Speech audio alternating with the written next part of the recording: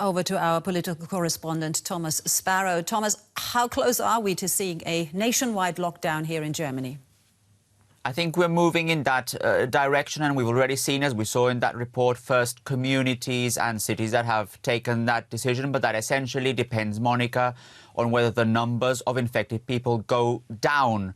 So far, what we've heard from officials here in Berlin, from federal officials, is that they're very reluctant to order lockdown. And that's probably one of the reasons why Angela Merkel, in a very unusual move, decided to have that televised address a few days ago in which she appealed to people to participate, to take part in all this, to keep their distance, to stay at home. So far, officials here in Berlin are hoping that people will heed that advice and will stay at home. But if numbers continue to raise, if the problem continues to increase, then it is very likely that indeed there will be a lockdown in Germany. Well, some unusual action has already been taken. The army is usually not part of Germany's everyday life. Now, Germany has around 115,000 army reservists. How far is the government going in making use of them? And some of those reservists, Monica, have already decided to present themselves and offer their help. That obviously depends on whether they get support from their own employers. But as you said, it's very controversial in Germany.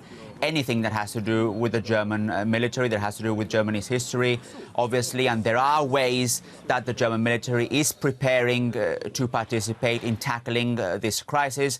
In particular, what we've heard from defense officials is that the Bundeswehr could participate, for example, in protecting critical infrastructure or distributing medical equipment. Or another issue, if the situation continues to worsen, is in setting up makeshift hospitals. But again, this is a very controversial issue and one that will be discussed a lot in Germany before it actually comes to happen.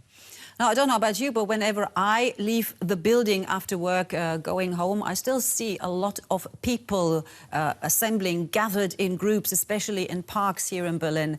In your assessment, how worried are Germans about coronavirus?